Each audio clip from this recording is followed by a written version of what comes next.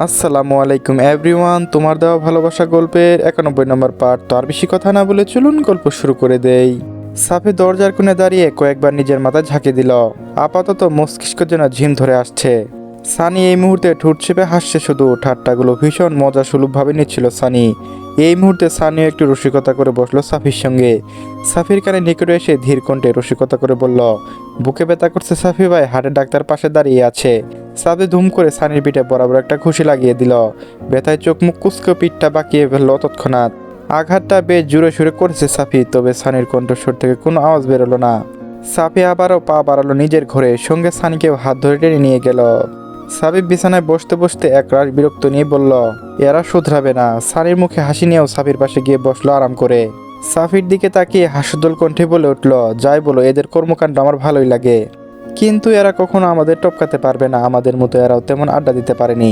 পুরনো কথা স্মৃতিচারণ করে সাফি একবার হতাশা শ্বাস ছাড়ল। সানির দিকে ঘাড় ঘুরিয়ে তাকিয়ে হতাশা কণ্ঠে বলল, তুই চলে যাওয়ার পর আড্ডা আর জমেনি। সানি এবার একটু ভাব নিল, একটু নড়েচড়ে বসে চেহারায় ভাব আনল, তেমনি কণ্ঠ ভাব নিয়ে বলে উঠল, শিকদার বাড়ি স্পেশাল পিচ আমি ছাড়া আড্ডা জমে নাকি? সাফি মৃদু সুরে হেসে উঠল সানির কথায়, হাস্যোজ্জ্বল কণ্ঠে বলল, তা স্বীকার করতেই হয়, দেশের বাইরে থেকেও তো ফোনে কম বদনামি করিসনি। তুই কি জানি একটা স্পেশাল গান গাইতি রে? সানি হাস্যোজ্জ্বল কণ্ঠে সুর টেনে বলল, আমার আওলা ঝাওলা বাউলা মনে ঝড় উঠাইলি কোন কারণে? আমি কি তোর ভাড়া ভাতে দিয়াছিলাম ছাই? সানি শব্দ করে হু হু করে হেসে উঠল তৎক্ষণাৎ। সানি এবার একটু বিরক্ত ভাব নিয়ে বলল, ধ্যাত, তোমার হাসির জন্য ফিলিংসটাই হারিয়ে গেল। সাফি হাসতে হাসতে বলল, আহা, ফেকি ফিলিংস নিয়ে গান গাইছিস তুই? সানি অনুরূপ বিরক্ত নিয়ে ভাব নিয়ে বলল, ভার্জিন ছেলেদের ফিলিংস এখন না তুমি বুঝবে না। সাফি চোখ বড় বড় করে তাকালো সানির দিকে, আবারও দুম করে বসিয়ে দিল পিঠে। সানি এবার একটু ব্যথায় চোখ মুখ কুচকে ওরা আওয়াজ করলো, আহ সাফি ভাই, আজ সকাল থেকে কয়বার মারলে আমাকে বলো? সাফি হাসি আটকাতে গিয়েও ব্যর্থ হলো। সানি মুখের দিকে তাকিয়ে হাসতে হাসতে বলে উঠল, তোর এইসব বাদরামো ভিডিও করা উচিত, জনসম্মুখে তোর আসল রূপ প্রচার করা দরকার। পুরোবারে ভদ্রতার ট্যাগ লাগিয়ে ঘুরিস। আমার ভদ্র ছেলে ট্যাগ লাগিয়ে ঘোরার প্রয়োজন নেই। আমি তো সত্যি বলেছি, ভুল তো কিছু বলিনি। তুমি এখন আমাদের ফিলিংস বুঝবে কিভাবে? আর কথায় আছে, মানুষ সুখের নাগাল পেলে দুঃখের দিন ভুলে যায়। সাফি আবারও শব্দ করে হেসে উঠল। সানির সঙ্গে থাকলে না হেসে উপায় নেই তার। সাফি শুকনো কাশি দিয়ে এবার সাফি হাসতে হাসতে আওড়ালো, হয়েছে ভাই থাম, আমার ভুল হয়ে গেছে তোর সাথে তর্কে যাওয়া। সানি ফিক করে হেসে উঠল এবার। সকাল সকাল সাফিকে জ্বালিয়ে মনটা একটু সতেজ করে নিল একটু। বরাবরই সাফি আর নাহিদের সঙ্গে খুব বেশি রসিকতা করে না, আর নতুন কি? এই দুইজনের সঙ্গে সানির সম্পর্ক ভিন্ন আর একদম জড়তাহীন। সকলের সামনে কথার মাপজোক চললেও এই দুজনের সামনে চলে না।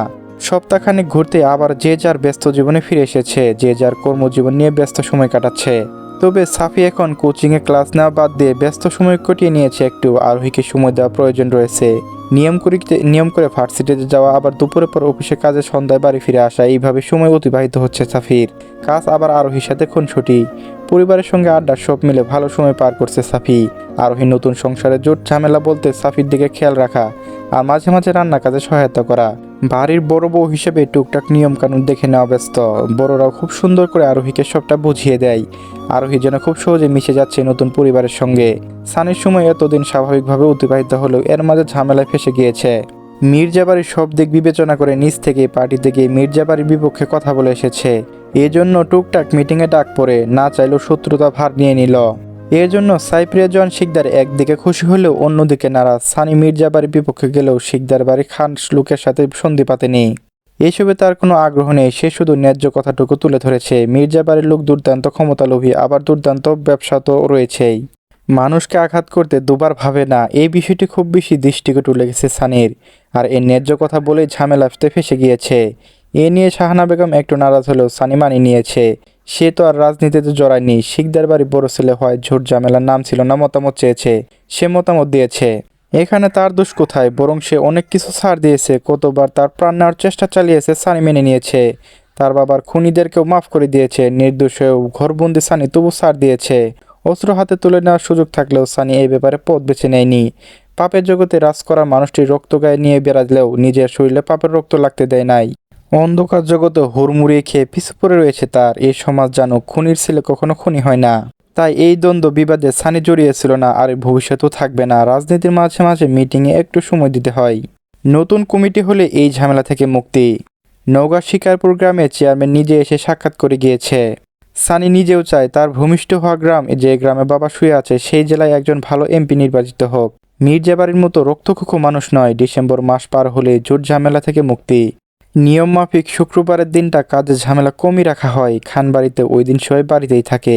এই সুযোগ দুপুরের পর তোহা আর নাদিয়াকে খানবাড়িতে ঘুরতে আনতে চলে যায় শিকদার বাড়িতে। নাদিয়া বেশ উৎফুল্ল হয়ে অনেক আগেই তৈরি হয়ে বসে রয়েছে। তোহা শেষ কবে থ্রি পিস পরেছিল নিজেরই জানা নেই, তাই থ্রি পিস পরে লজ্জায় সংকোচ অস্বস্তি যেন তার সাথে ঘিরে ধরেছে। ফর্সা গায়ে কালো থ্রি পিস ভালোই মানিয়েছে, সাজসজ্জা নেই কোনো। হালকা ব্রাউন রঙের কোমর ছুঁই ছুঁই পর্যন্ত চুল ছেড়ে দিয়েছে। সবাই ভালো প্রশংসাও করেছে। রেহানা বেগম একটু বেশি খুশি হয়েছে। সানির সামনে আসতে একটু বেশি লজ্জা লাগছিল তোহার। রসিকতার সুর টানবে নিশ্চিত। সানি সবার সঙ্গে সাক্ষাৎ করে বাইরে দাঁড়িয়ে অপেক্ষা করছে কিছু সময় হলো। অন্যমনস্ক হয়ে ফোন দেখায় ব্যস্ত। ঘোর কাটে পর্ণের সাদা রঙের পাঞ্জাবি হাতায় টান পড়ায়। নাদিয়া হাস্যজ্জ্বল চেহারা নিয়ে সানির পাঞ্জাবি ধরে টানছিল। নাদিয়া তুলনামূলকভাবে বেশি খুশি, কারণ সবসময় চার দেওয়ালে বন্দি থাকতে হয়। সে ভাই ঘুরতে যাওয়া হয় না। অনেকদিন পর ঘুরতে যাওয়ার সুযোগ পায় কিশোরী মন যেন উৎফুল্ল হয়ে উঠেছে আজ। নাদিয়ার হাস্যজ্জ্বল মুখের দিকে তাকিয়ে সানি ঠোঁটের কোণে কোনো হাসি রেখে বলে উঠল, যা গাড়িতে গিয়ে বস। তোহা কই? নাদিয়া হাত ইশারা করলো সামনের দিকে। সানি হাত লক্ষ্য করে সামনের দিকে দৃষ্টি রাখলো। তোহা বেশ জড়সড় হয়ে দাঁড়িয়ে আছে, ওড়না টেনে বারবার ঠিক করায় ব্যস্ত। সানি তোহার দিকে তাকে ফিক করে হেসে উঠল। সঙ্গে সঙ্গে তোহা চোখ কুঁচকে নিল। নির্ঘাত ঠাট্টা করে বসবে সানি। তোহা ধারণা অনুযায়ী হলোও তাই। সানি হাস্যোজ্জ্বল কণ্ঠে নাদিয়ার দিকে তাকিয়ে বলল, বোন, বহু বছর পর শিকদার বাড়ির বিয়ের একটা ধামাকা যাবে। তুহার আগে গজগজ করতে করতে ধূপধাপ পা ফেলে নিজে থেকে গাড়ির দরজা খুলে ভিতরে বসে পড়ল। সানি আর রসিকতা করেনি তুহার সঙ্গে। নাদিয়া আর সানি টুকটাক কথা বলল। তুহা মাঝে দু একটা কথা বলার সঙ্গে দিচ্ছিল তাদের। হুট করে ব্যস্ত রাস্তার মাঝে তুহা বলে উঠল, গাড়ি থামান। সানি সামনের সিটে বসেছিল, পিছনে নাদিয়া আর তুহা বসেছিল। তুহার কথা শুনে সানি হুকুসকে তাকিয়ে তাকালো তুহার দিকে। স্বাভাবিকভাবেই বলল, কেন, বেড়াতে যাচ্ছি, কিছু নিবে না? সানি একটু বিরক্ত ভাব নিয়ে বলল, শিকদার বাড়ি টাকার খাবার খান বাড়ি মানুষরা খাবে, ভাবলে কি করে তুমি? তুহা স্পষ্ট ভাষায় জবাব দিল, আমি মেজো মার জন্য নিচ্ছি, আর কে নিবে কে নিল এত আমার কোনো ইন্টারেস্ট নেই। খান বাড়ির সাথে আমার কোনো সম্পর্ক নেই, আর না কোনো সম্পর্ক করার ইচ্ছে রয়েছে। আমি মেজো মার না। আর সানি তৎক্ষণাৎ চোখ পাকিয়ে তাকালো তোহার দিকে। সঙ্গে সঙ্গে তোহার চোখ মুখ কুঁচকে থেমে গেল। আর একটু হলেই নাদিয়ার সামনে বলে দিত, আর নাদিয়ার পেট পাতলা। গল্পে গল্পে বলে দিত 2 মিনিট সময় নিবে না। গাড়ি থামাতে তোহা নিচ থেকে গাড়ির দরজা খুলে বেরিয়ে এলো। সানি নামতেই চাইলো একবার, তোহা বারণ করে একবার এগেল না। আর ড্রাইভারও যেতে চাইলো, কিন্তু তোহা নিজে দাঁড়িয়ে থেকে কেনা শখ হলো তার মার উৎফুল্ল দেখে। তোহা খুব বেশি কিছু স্মরণে নেই। আসার সময় রেহানা বেগম বলে দিয়েছে শায়লা বেগম রসমলাই খুব পছন্দ করেন। তোহা সেটাই নিয়ে নিল। রেহানা বেগম লুকিয়ে লুকিয়ে রান্না করে দিয়েছে। শায়লা বেগম ওনার হাতে যা যা খেতে পছন্দ করতেন তাই রান্না করে বেঁধে দিয়েছে। রেহানা বেগমের সাথে শায়লা বেগমের সম্পর্ক ভিন্ন। শায়লা বেগম যখন সংসার করতে অনিচ্ছুক, সে সময় রেহানা বেগম বড় বোনের মতো বুঝিয়েছে, তাই টানটাও একটু তুলনামূলকভাবে বেশি। তুহা ভালোভাবে খাবার কিনে আনছিল, কিন্তু তার মস্তিষ্কে বিগড়ে গেল পাশ থেকে ভেসে আসা তাকে নিয়ে একটি বিশ্রী মন্তব্য শুনে। বড়লোক মায়াগুলো দেখতে হেব্বি ধাক্কা, সুন্দরী মায়াদের আবার মিষ্টি খাওয়া লাগে, এরাই তো মিষ্টি। রাগে চল শক্ত হইল তোহার। এমনিতেই অল্পতে রেগে যায় তোহা, আর তাকে নিয়ে এমন বিশ্রী মন্তব্য। রাস্তার পাশে দাঁড়িয়ে থাকা দুজন বখাটে ছেলের দিকে তাকিয়ে ফুসতে ফুসতে এগিয়ে যায় তোহা।